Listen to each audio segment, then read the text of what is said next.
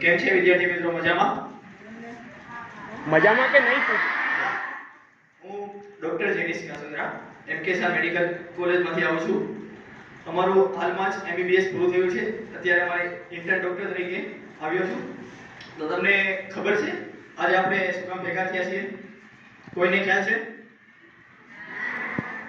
આજે કેવો દિવસ છે? ખબર છે કે કોઈને? આજે 7 એપ્રિલ છે. 7 એપ્રિલના રોજ વર્લ્ડ હેલ્થ ડે, વિશ્વ આરોગ્ય દિવસ એ દર વર્ષે મનાવવામાં આવે છે. વિશ્વ આરોગ્ય દિવસ 7 એપ્રિલના રોજ એટલે મનાવવામાં આવે છે. 7 એપ્રિલના રોજ WHO, કોઈને ખબર છે WHO શું છે? વર્લ્ડ હેલ્થ ઓર્ગેનાઇઝેશન, એની સ્થાપના 7 એપ્રિલના રોજ 1947માં થયેલી હતી. એના માટે આપણે વર્લ્ડ હેલ્થ ડે ઉજવીએ છીએ, વિશ્વ આરોગ્ય દિવસ. તો WHO નું કામ શું હોય છે? એ વિશ્વ સ્તરીય સંગઠન છે કે જેનું કામ આપણે જુદું જુદું આરોગ્યને લગતા કામ કરે છે. જેમ કે હમણાં કોરોના થયેલો હતો તો એના માટેનો નિયંત્રણ અને કંટ્રોલ માટે, રોગોનું નિવારણ માટે એ સંસ્થા કાર્ય કરે છે. બીજું કે આપણે લોકોની આરોગ્યને લગતા વિવિધ કાર્યો WHO સંસ્થા કરે છે. તો દર વર્ષે WHO સંસ્થા થીમ એટલે કે એક ટોપિક બહાર પાડે છે, જે આ 7 એપ્રિલ આજના દિવસે આપણે કરીએ છીએ. એમાં આ વખતે 2022 નું ટોપિક છે અવર પ્લેનેટ અવર હેલ્થ, એટલે કે આપણી પૃથ્વી ને આપણું આરોગ્ય. આ વખતેની થીમ એ બહાર પાડી છે કે આપણું સ્વાસ્થ્ય. અને તમને ખબર છે કે આપણી પૃથ્વી અને આપણું આરોગ્ય એની વચ્ચે કઈ સંબંધ છે? કોઈને ખ્યાલ છે?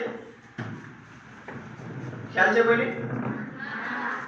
તો કે કઈ રીતે કે આજે આપણે જોઈએ છીએ કે આપણે પૃથ્વીનું તાપમાન દર વર્ષે વધતું જાય છે. એના લીધે ગ્લોબલ વોર્મિંગ થાય છે. એના લીધે આપણા આરોગ્ય પર ઘણી ઇફેક્ટ થાય છે. તો શું થાય છે તમને ખબર છે? આપણા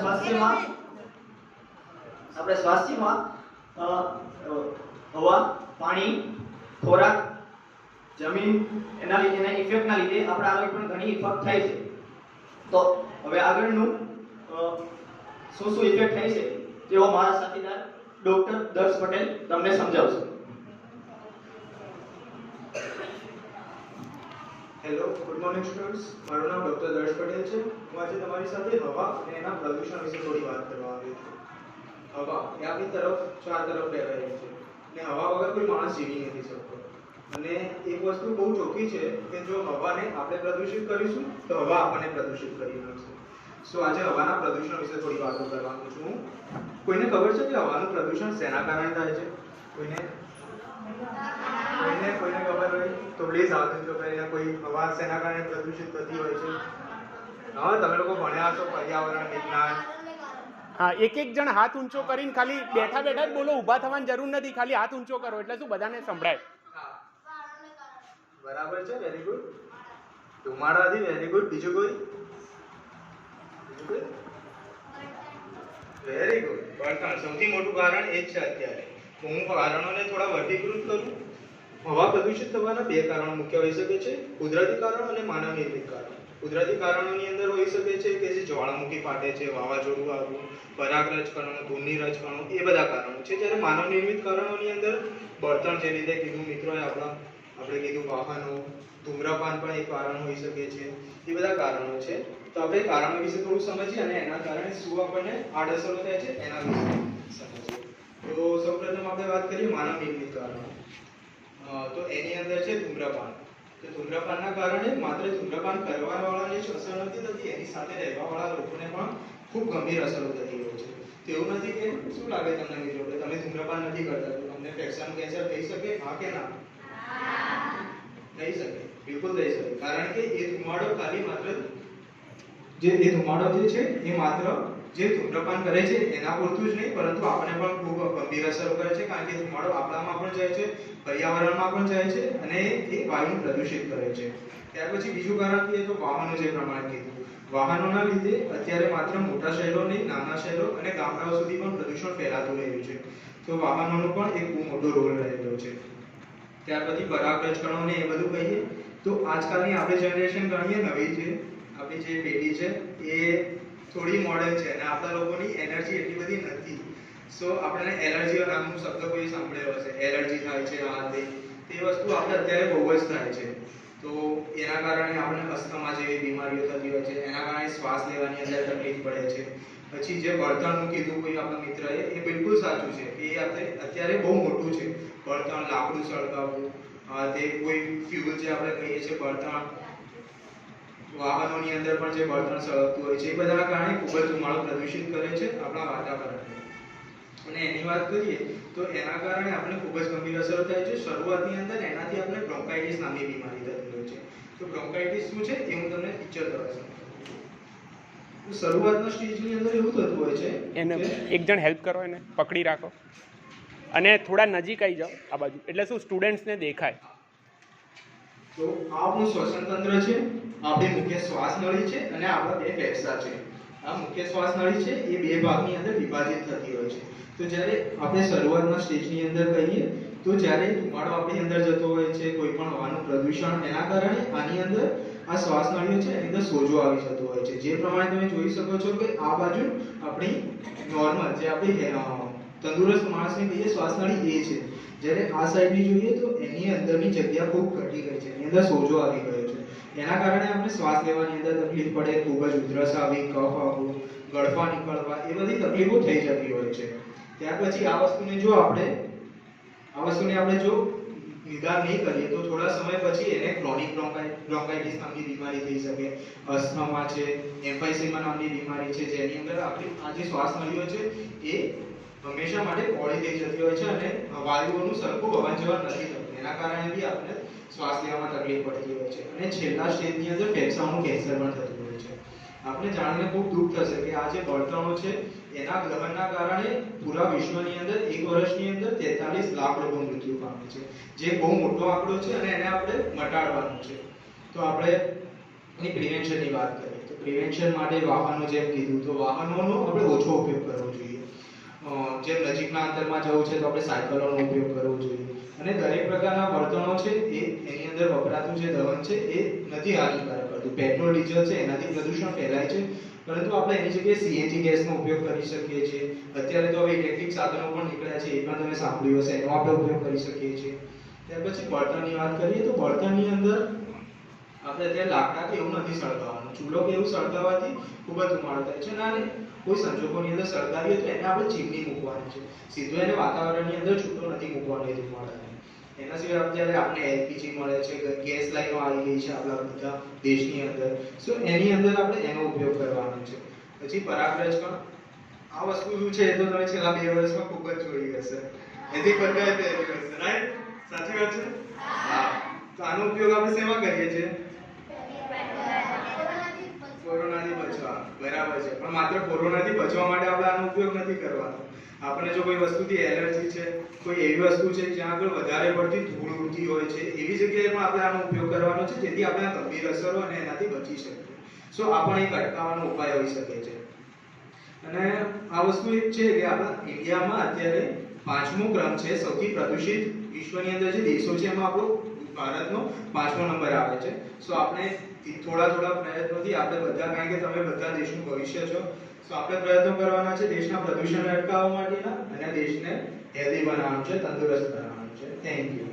હવે હવા પછી એક ઇમ્પોર્ટન્ટ વસ્તુ છે મુખ્યત્વે કે જે પાણી, જે આપણા જીવનમાં ખૂબ જ જરૂરી છે. અને એના પ્રદૂષણ અને મહત્વ વિશે સમજાવવા હું મારા સાથી ડોક્ટર ધર્મ પંડ્યાને બોલાવીશ. Thank you.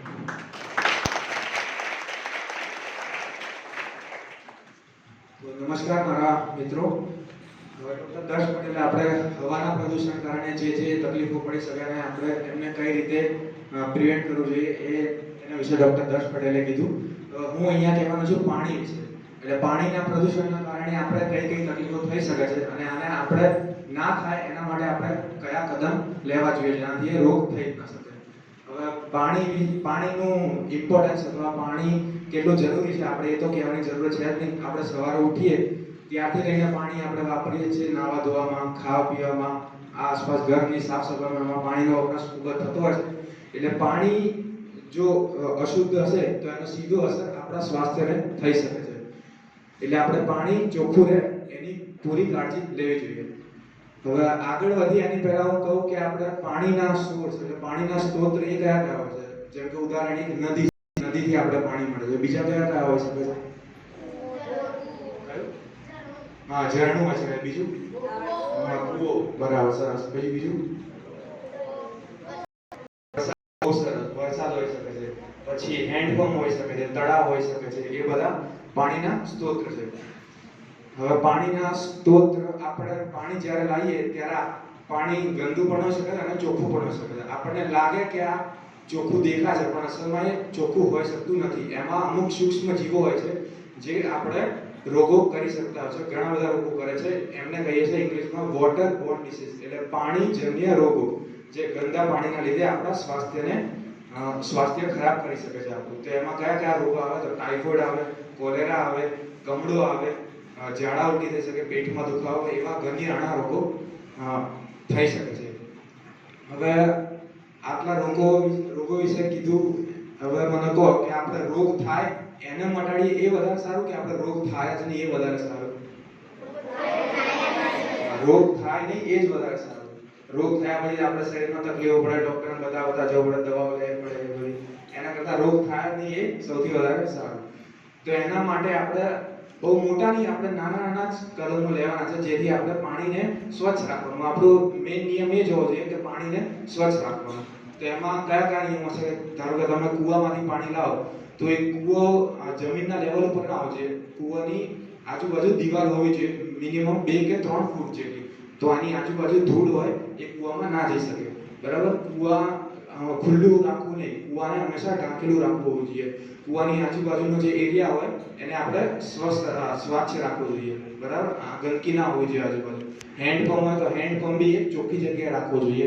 હેન્ડપંપમાંથી જે પાણી આવે એ ઊંડેથી આવવું જોઈએ, કારણ કે જે જમીનની અંદરનું પાણી હોય છે એ વધારે શુદ્ધ હોય છે ઉપર જમીનના પાણી કરતાં. તો આપણે આ બધા નિયમોનું પાલન કરવું જોઈએ. હવે તમારા ઘરમાં તમે કયા કયા સ્ટેપ્સ લઈ શકો? તો તમારા ઘરમાં સૌથી પહેલું જે પાણી લાવો એને આપણે ગાળીને અને ઉકાળીને પીવાનું. ગાળીને એટલે કેમ કે આપણે જે દેખાતા અશુદ્ધિઓ હોય છે જેમ કે ધૂળ, માટી ને એવું બધું હોય એ ગાળી એટલે એ બધી નીકળી જાય.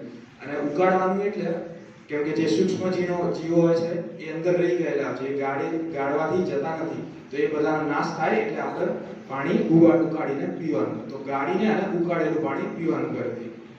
આ એક થઈ ગયું. બીજું છે ક્લોરીનની ટેબ્લેટો આવતી હોય છે. જે ક્લોરીનની ટેબ્લેટ તમે નાખો તો તમારા ઘરે સપોઝ આટલું માટલું હોય તો એક ગોળી નાખો એટલે આટલું માટલામાં જેટલું પાણી હોય એ શુદ્ધ થઈ જતું હોય છે. એ સૂક્ષ્મ જીવોનો નાશ કરી દેશે. એટલે ક્લોરીનની ટેબ્લેટ બીજો ઉપાય થઈ ગયો.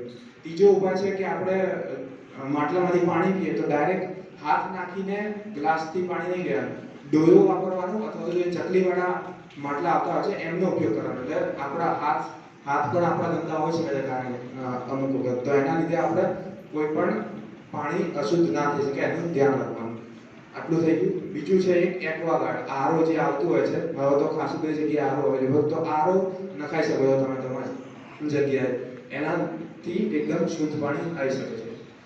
પછી તો આટલા આપણે સ્ટેપ્સ લેવા જોઈએ જેથી આપણે પાણીનું ચોખ્ખાઈ રહે અને આપણું સ્વાસ્થ્ય પણ એનાથી સારું રહે.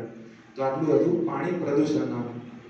હવે આગળ હું રિક્વેસ્ટ કરીશ ડૉક્ટર સ્મિતાને, જે આપણે જમીનમાં કયો કચરો હોય અને એનાથી કયા રોગો થાય એમના વિશે કહેશે.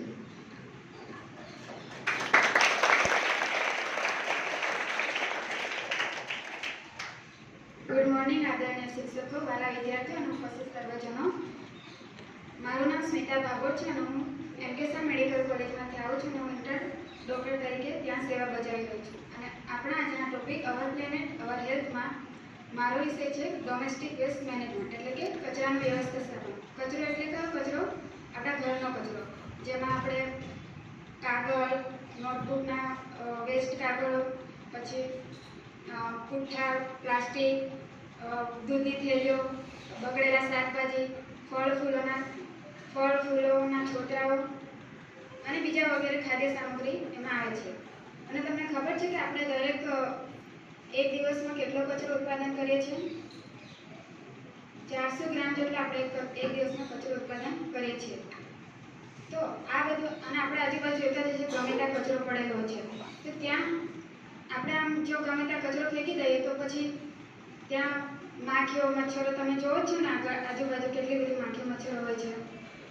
તો એના લીધે આપણને ઘણી બધી બીમારીઓ થઈ શકે છે. અને એ માખીઓને એ બધી આપણા સંપર્કમાં છે, ઉંદર વંદા જે બધા આપણા ખોરાકના સંપર્કમાં છે, આપણા શરીરના સંપર્કમાં છે. એના લીધે આપણને ઘણી બધી બીમારીઓ થાય છે, જેમ કે ઝાડા, ઉલટી, તાવ, કમળો, ટાઇફોઇડ અને બીજા ઘણા ચેપી રોગો પણ થઈ શકે છે. અને તમે જોઈ જશો કે આપણા રહેઠાણના આજુબાજુ કચરાઓના મોટા મોટા ઢગલાઓ જોવા મળે છે.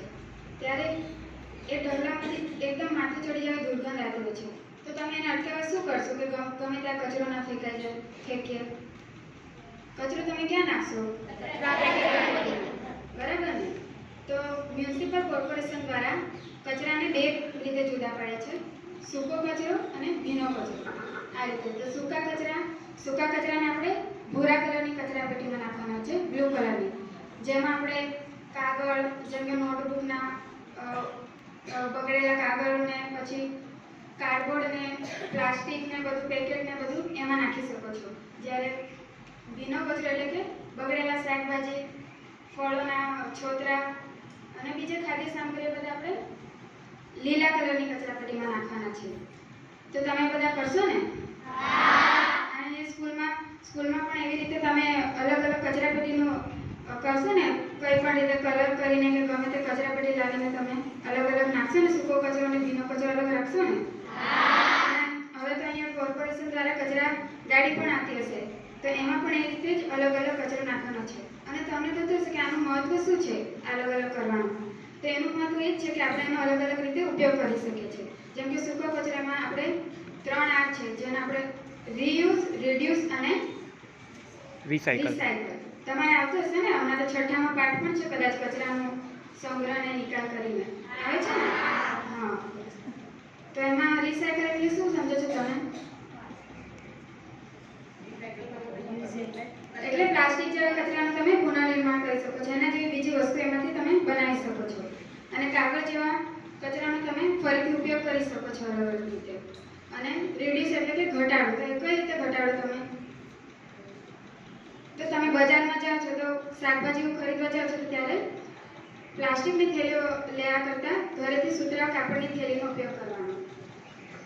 અને બીજી ઘણી બધી પદ્ધતિઓ છે કે જેમાં આપણે કચરાનો નિકાલ યોગ્ય રીતે કરી શકીએ છીએ. જેમ કે લેન્ડફિલ એટલે કે ખાડાઓ ખોદીને તેમાં કચરો નાખવાનો. પણ કયો કચરો? સૂકો કચરો. એમાં પછી ભીનો કચરો ને એ બધું મિક્સ ના કરવાનું, એ ભેગો ના કરવાનો, કેમ કે એમાંથી પછી એ ભેગું થઈને એમાંથી બીજા વાયુ ઉત્પન્ન થાય છે, જે પણ આપણા સ્વાસ્થ્યને નુકસાનકારક છે. અને બીજી એક રીત છે કે અમુક લોકો ગામડામાં ઉકરડા બનાવતા હોય છે, તે ઉકરડાનો પણ આપણે છાણિયા ખાતર તરીકે ઉપયોગ કરી શકીએ છીએ. પણ એમાં કયો કચરો યુઝ થાય છે? ભીનો કચરો. અને બીજું છાણ, પ્રાણીઓના છાણનું મિશ્રણ કરીને તેમાંથી છાણિયું ખાતર બનાવી શકે છે. અને બાયોગેસ પ્લાન્ટમાં પણ એનો ઉપયોગ થઈ શકે છે. અને બીજા ઔદ્યોગિક ક્ષેત્રે કચરાને બાળીને પણ તેનો નિકાલ કરવામાં આવે છે. આ રીતે આપણે કચરાનો યોગ્ય નિકાલ કરી શકીએ છીએ. અને તેને યોગ્ય રીતે જુદા પાડીને તેનો યોગ્ય નિકાલ કરે તો તેનાથી આપણને ઘણા બધા ફાયદા થાય છે. તો આ બધા તમે સમજી જ ગયા છો કે આનું કેટલું મહત્વ છે, કચરાને કચરાપેટીમાં નાખવું અને અલગ અલગ કચરાપેટીમાં નાખવું.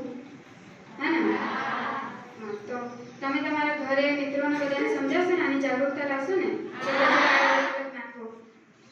સારું, તો હવે હું ડૉક્ટર સરોજને વિનંતી કરીશ કે તે આપણને ફૂડ હાઇજીન એટલે કે આહારની સ્વચ્છતા વિશે સમજાવે. આભાર.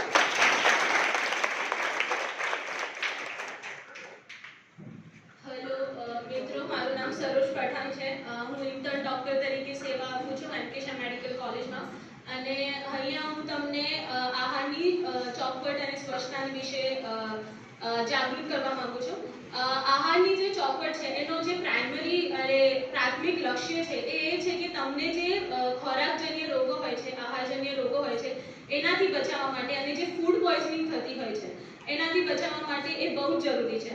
હવે ફૂડ પોઈઝનિંગ અને આહારજન્ય રોગો કયા હોય છે? તો એ હોય છે આપણે ટાઇફોઇડ, કોલેરા, પછી એનાથી કમળો થઈ શકે છે. ટાઇફોઇડ અને કોલેરામાં શું થાય છે? તમને બહુ જ ખરાબ ઝાડા અને ઉલટીઓ એવી બધી બીમારીઓ તમને થઈ શકે છે, જેનાથી કરીને તમારા શરીરમાં જે પાણી હોય છે એ બહુ જ ઘટી જાય છે. એટલે આ બધી વસ્તુઓ તમને ના થાય એના બહુ જ સિમ્પલ આમ અટકાવવાના એ મેજર્સ છે એ તમે કરી શકો છો. પહેલો જે તમે અટકાવી શકો છો. એ બહુ જ સિમ્પલ એ તમને એ છે કે તમે જ્યારે ખોરાક ત્યારે જે લંચ કરવા કે એવું બધું બેસો છો ત્યારે હાથ ધોવાના, જે તમને તમારા શિક્ષકો પણ સમજાવતા હશે કે હાથ ધોઈને ખાવાનું, બરાબર?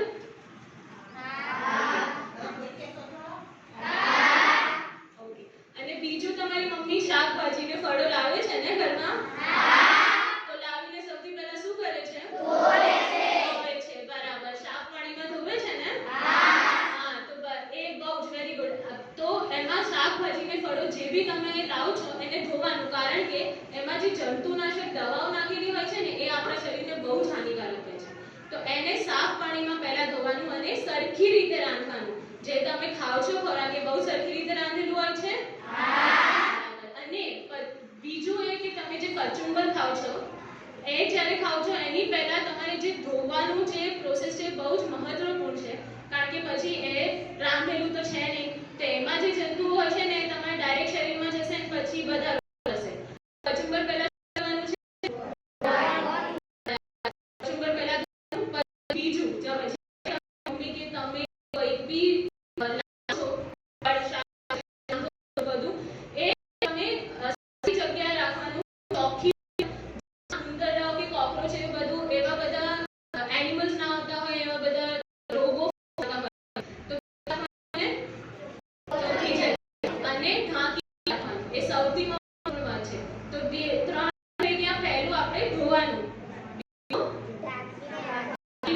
બીજું વેરી ગુડ.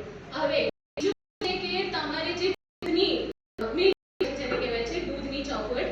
દૂધની ચોકલેટ એટલા માટે જરૂરી છે કે એમાં પણ બહુ જ બધા બેક્ટેરિયા અને પ્રોટોઝોઆ જેને કહેવાય છે ને જીવજંતુઓ, એમાં બહુ જ બધા હોય છે. એટલે એને તમારે નાશ પામે એવું દૂધ પીવાનું, અને એ નાશ પામે એવી વિશ્વભરમાં એક પદ્ધતિ ચાલતી હોય છે જેને પેસ્ચ્યુરાઇઝેશન કહેવાય છે. શું કહેવાય છે? પેસ્ચ્યુરાઇઝેશન. એમાં શું હોય છે? એમાં દૂધને ઉકાળી અને ઉકાળીને ત્યાંથી 15 સેકન્ડ સુધી ઉકળવા દેવાનું અને પછી તરત જ એને ફ્રીઝ કરી દેવાનું 4 ડિગ્રી સેન્ટીગ્રેડ પર. એનાથી શું થશે કે જે જીવજંતુઓ એમાં છે ને એ બધા નાશ પામે છે. આ પેસ્ચ્યુરાઇઝેશનની જે પદ્ધતિ ચાલે છે ને એનાથી 90% જે જીવજંતુઓ છે ને એ નાશ પામે છે. અને તમે જે પછી દૂધ પીઓ છો ને, દૂધ તમારાથી ક્યાંથી આવે છે? ગાયનું, ભેંસનું દૂધવાળો આવતો હશે, પછી કોથળીઓમાં જે દૂધ મળતું હોય છે એ જ આવે છે ને ઘરમાં. તો પછી મમ્મી એને સાફ કન્ટેનરમાં રાખે છે, બરાબર? ધોઈને રાખે છે. ગંદુ હોય છે ક્યારે તપેલી જેમાં રાખે છે? એટલે આપણે દૂધ હંમેશા સાફ તપેલી કે કન્ટેનરમાં રાખવાનું, સાફ પાત્રમાં રાખવાનું, બરાબર? જ્યારે મમ્મી લાવતી હોય છે પછી તમને ગરમ કરીને આપે છે ને? હા. તો પછી એને ગરમ કરવાનું, જાય પછી એને ફ્રીઝમાં મૂકી દેવાનું. કે તમે પહેલા ગરમ કરીને એને મૂકી દો છો સરખી રીતે થાય પછી એને ફ્રીઝમાં મૂકો છો. એવું નહીં કરવાનું. જ્યારે ગરમ થાય જ્યારે ઉકળી જાય એના થોડીક સમય પછી જ્યારે બહુ એમ મિનિમમ રીતે ઠંડુ થાય ત્યારે જ એને ફ્રીઝરમાં મૂકી દેવાનું, બરાબર? તો જ બધા જીવજંતુઓ નાશ પામશે, નહીં તો પામશે નહીં. તો આપણે આજે શું શીખ્યું? પહેલા તો ધોવાનું, પછી પછી વેરી ગુડ. પછી દૂધને શું કરવાનું? Very good. ઓકે. તો તમે હવે શીખી ગયા છો. હવે ઘરે જઈને બધાને જાગૃત કરશો? બહુ સરસ. ઓકે. હવે છે ને મારા મિત્ર અને ઇન્ટર્ન ડોક્ટર યોગેશ અહિર તમને મચ્છરજન્ય રોગો વિશે જાગૃત કરશે.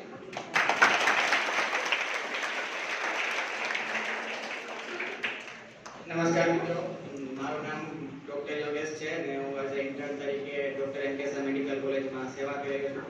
આપણા મિત્રોએ કીધું કે આ રીતે બધું થાય છે, તો હું તમને કહેવા માંગુ છું કે આપણે મચ્છરોથી ઘણા બધા રોગો થાય છે. તમને ખબર જ હશે મચ્છરોથી કયા રોગો થાય છે? તમને ખબર છે? ચિકનગુનિયા. તો આ બધા અલગ અલગ જાતના મચ્છરોથી થાય છે. જાણે કે તમને ખબર છે કોઈ ડેન્ગ્યુનો મચ્છર છે, કોઈ મલેરિયાનો મચ્છર છે. આવી તો તમને જાણકારી હતી કે નહોતી? તો આપણે શું કે 2 જાતના મચ્છરો આપણે મોસ્ટ ઓફ આજુબાજુમાં આપણે જોઈએ છીએ, જાણે કે ડેન્ગ્યુનું મચ્છર અને એક મલેરિયાનું મચ્છર. તો તમે કહેશો કે મચ્છરો કઈ જગ્યાએ જોવા મળે છે આપણે આજુબાજુ ઘરમાં રહેતા? ગંદી જગ્યાએ તો હોય છે, પણ આપણે પાણીમાં ચોખ્ખા પાણીમાં બી ઘણી વાર જોવા મળે છે. જેવા કે આપણે ટબ ભરેલું હોય તો કેટલા દિવસ સુધી ટબમાં આપણે મચ્છર જોવા મળે? અઠવાડિયામાં. કારણ કે ગમે તે આપણે ડોલ ભરેલી રાખી હોય કે ગમે તે આપણે કુલરમાં પાણી ભરેલું હોય તો ઓછામાં ઓછું અઠવાડિયું થાય પછી જ એમાં આપણે મચ્છરો જોવા મળે છે. કેમ કે કોઈ પણ મચ્છરને બહાર આવતા અઠવાડિયું લાગે છે. તો જે જગ્યાએ આપણે અઠવાડિયા સુધી પાણી ભરેલું હોય તો એમાંથી મચ્છરો જોવા મળે છે. તો આપણે મોસ્ટ ઓફ બે જાતના આપણે તાવ આવે છે બધાને, મલેરિયા જોવા મળે છે અને ડેન્ગ્યુ જોવા મળે છે. તો જે મલેરિયાના મચ્છરો હોય છે ને એ આપણે રાતે કરડે છે, મતલબ કે રાતે આપણે કરડે છે. જે બી ચોખ્ખા પાણીમાં તમે એમને કીધું કે ટબમાં જોવા મળે, કુલરના પાણીમાં જોવા મળે, આજુબાજુના ખાબોચિયામાં ભરેલા હોય તો એ આપણે રાતે કરડે છે. જ્યારે ડેન્ગ્યુના જે મચ્છરો હોય છે તે આપણે સવારે કરડે છે. હવે જે ડેન્ગ્યુના મચ્છરો હોય છે ને તે જાજા ઉડી નહીં શકતા, એટલે કે જમીન લેવલે જોવા મળે છે અને આપણે જાણે કે પગથી નીચે ગોઠણોમાં જ કરડે છે. એટલે એવડા એ ડેન્ગ્યુના મચ્છરો છે. તો એના લીધે શું થાય છે, આપણે મલેરિયા તાવ છે. તો કોઈનામાં મલેરિયા થઈ ગયો છે? ઘણાને. કોઈને થયો છે મલેરિયા? કોઈને ડેન્ગ્યુ? કોઈને નહીં થયો? તો મલેરિયામાં તો બધાને ખબર છે, તાવ આવે છે, ઠંડી પડે છે, એવી રીતે મલેરિયા થાય છે. ડેન્ગ્યુમાં તો આપણે શું કહે, શરીરમાં ડાઘા થઈ જાય છે, લાલ એવી રીતે ડેન્ગ્યુ છે. તો હવે કાંઈ વાંધો નહીં, જેને થઈ ગયો હોય કોઈને, તો પછી આપણે એને અટકાવવા શું કરશું? આપણે કોઈને ખબર છે જાણે કે મચ્છરો થઈ ગયા છે, આપણે મચ્છરો થાય નહીં કે કઈ રીતે આપણે એને અટકાવશું? મચ્છરદાની લાવશું, પણ આપણે પેલા ભાઈ હમણાં કીધું કે કઈ કોઈ રોગ થાય કે પહેલા જ આપણે રોગને અટકાવીએ તો એ વધારે સારું હોય ને. તો આપણે પહેલા મચ્છરો થવા જ નહીં દઈએ. આપણે આજુબાજુ જાણે કે કોઈ પાણી ભરેલું છે તો એને સાફ કરશું. આપણે ક્યાંય પાણી નહીં ભરાવા દઈએ. અને જો કે પાણીની જરૂર હોય, જેવા કે આપણે કુલરમાં તો પાણી ભરી રાખવું પડે, તો આપણે એને 10-7 દિવસે આપણે એ પાણીને આપણે ચેન્જ કરતા રહીશું. 10-7 દિવસે આપણે નવું પાણી ભરીએ કે જેના લીધે મચ્છરો ત્યાં ઉત્પન્ન ના થાય અને આપણે સારી રીતે રહી શકીએ. પછી તમે આ ભાઈએ કીધું કે આપણે પોતાની રીતે આપણે કઈ રીતે મચ્છરોથી બચી શકીએ. તો આપણે ઘણા બધા સ્ટુડન્ટ છીએ કે જે અડધી સ્લીવના શર્ટ ટી-શર્ટ પહેરે છે. તો રાતે આપણે ફૂલ સ્લીવના ટી-શર્ટ પહેરશું, એટલે કે આખી બાજુના શર્ટ ટી-શર્ટ પહેરશું, જેના લીધે આપણે મચ્છરો ના કરડે. પછી ભાઈએ કીધું કે સુવા ટાઈમે આપણે બાજુ મચ્છરદાની બાંધશું. પછી બારી ભાગે આપણે મચ્છરદાની છીએ ને ઘરમાં મચ્છરદાની છે. પછી શું કહે, આપણે ફૂલ સ્લીવના શર્ટ મચ્છરદાની રાખશું. અને પછી હજી શું કહે, આપણે તમે બધા પેલા તમારા છે પેલા દવા કે મચ્છરો ના થાય. આ તો તમારા મમ્મી પપ્પા ઘણા જે નીચ કરતા હોય કે પાડતા હોય કે ના, એને કે આનાથી કઈ નુકસાન નતું, ના મચ્છરો મારે અને આપણા સારું એવું કઈ આપણા મમ્મી એવી રીતે આપણે મચ્છરોને